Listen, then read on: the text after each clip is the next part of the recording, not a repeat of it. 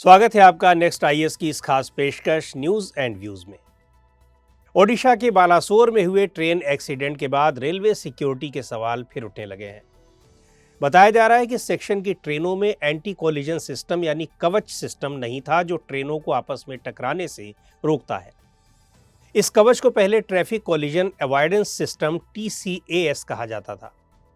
हालांकि Balasore train accident की मुख्य वजह क्या रही, इस बारे में भी पुख्ता तौर पर कुछ नहीं पता है, लेकिन रेलवे सेफ्टी को लेकर कई सवाल उठ रहे हैं।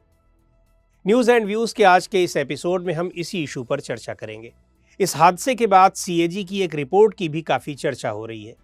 2022 में CAG ने अपनी रिपोर्ट डीरेलमेंट्स इन इंडियन रेलवेज में इस बात पर फोकस किया है कि ट्रेनों को आपस में टकराने यानी कोलिजन और डीरेलमेंट होने से बचाने के लिए रेलवे की ओर से क्या क्या कदम उठाए गए हैं।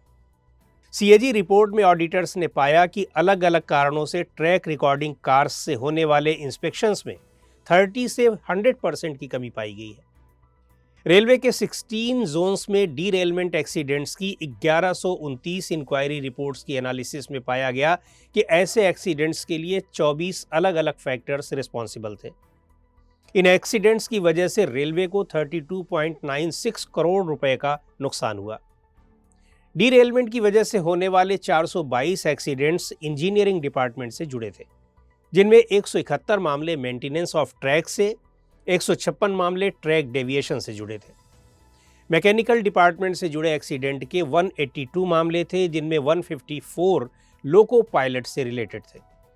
इनमें बैड ड्राइविंग, ओवर स्पीडिंग जैसे प्रमुख कारण थे, जबकि ऑपरेटिंग डिपार्टमेंट से जुड़े 275 मामले थे। CAG रिपोर्ट ये भी कहती है कि 63% केसेस में निर्धारित समय में इंक्वायरी रिपोर्ट सबमिट नहीं की गई, जबकि 49% केसेस में इंक्वायरी रिपोर्ट्स एक्सेप्ट करने में देरी की गई। इन सब के अलावा राष्ट्रीय रेल संरक्षा कोष से होने वाले प्रायोरिटी 1 वर्क्स में होने वाले खर्च में भी गिरावट आई है। 2017-18 में ये 81.55% था, जो 2019-20 में घटकर 73.76 हो गया। CAG रिपोर्ट ने सिर्फ कमियों और खामियों को ही उजागर नहीं किया है, बल्कि सजेशंस भी दिए हैं, जिनमें निश्चित और तय समय में एक्सीडेंट इंक्वायरीज पर जोर दिया गया है। इसके अलावा लेटेस्ट टेक्निक से ट्रैक मेंटेनेंस वर्क को समय से करने और उसकी मॉनिटरिंग के लिए स्ट्रॉन्ग मैकेनिज्म डेवलप करने पर भी जोर दिया गया है। राष्ट्रीय रेल संरक्षा कोष फंड्स के बारे में रिपोर्ट में कहा गया है कि प्रायोरिटी 1 वर्क्स के लिए खर्च करने के लिए रेलवे प्रशासन को गाइडिंग प्रिंसिपल्स का पालन करना चाहिए। बहरहाल एक्सीडेंट्स रोकने और सेफ्टी बढ़ाने के लिए रेलवे ने भी कई इनिशिएटिव पहले से ही ले रखे हैं। 31 जनवरी 2019 तक ब्रॉड गेज लाइन पर सभी अनमैन्ड लेवल क्रॉसिंग्स को एलिमिनेट किया जा चुका है। इसी साल फरवरी में रेलवे प्रोटेक्शन फोर्स RPF और international union of railways UIC द्वारा आयोजित 18th UIC world security congress में railway security strategy responses and vision for future theme पर तैयार स्ट्रेटजी को अडॉप्ट किया गया। 2017-18 में 5 साल के लिए 1 लाख करोड़ रुपए वाले राष्ट्रीय रेल संरक्षा कोष की शुरुआत हुई, जिसका मकसद क्रिटिकल सेफ्टी एसेट्स के रिप्लेसमेंट, रिन्यूअल, अपग्रेडेशन जैसे चीज़ों पर पैसे की कमी को पूरा करना था। सेंट्रलाइज ऑपरेशन पॉइंट्स वाले इलेक्ट्रिकल, इलेक्ट्रॉनिक इंटरलॉकिंग सिस्टम्स और सिग्नल्स प्रोवाइड कराए गए, जिससे ह्यूमन फेलियर से होने वाले एक्सीडेंट्स को कम से कम किया जा सके और पुराने मैकेनिकल सिस्टम को रिप्लेस किया जा सके। फॉग की सिचुएशन में लाइन और सिग्नल की पोजीशन जानने के लिए लोको पायलट्स के लिए global positioning system GPS based fog pass devices लगाई गई हैं। अब ट्रेन्स में Linke Hofmann Busch LHB type coaches लगाए जा रहे हैं, जो डीरेलिंग की आशंका को कम करते हैं और एक्सीडेंट होने पर लोगों को गंभीर चोट या मौतों से बचाते हैं। 2018-19 के बाद से सभी कोच ऐसे ही बन रहे हैं।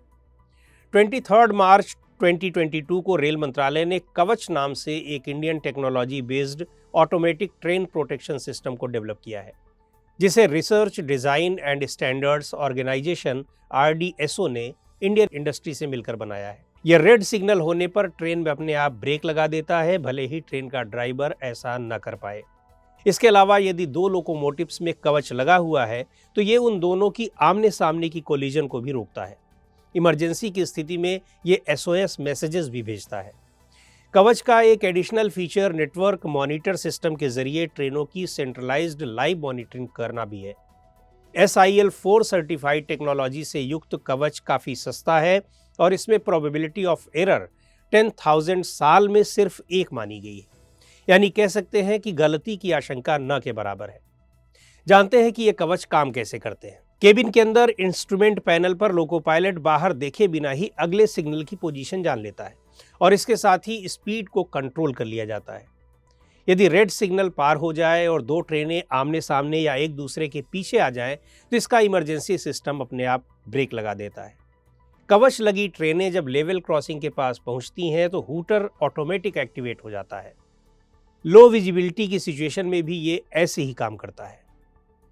तो आज के इस एपिसोड में इतना ही। अगले एपिसोड में फिर मिलेंगे एक नए टॉपिक के साथ। आपको ये प्रोग्राम कैसा लगा कमेंट करके हमें ज़रूर बताएं। आप अपने सुझाव भी हमें भेज सकते हैं।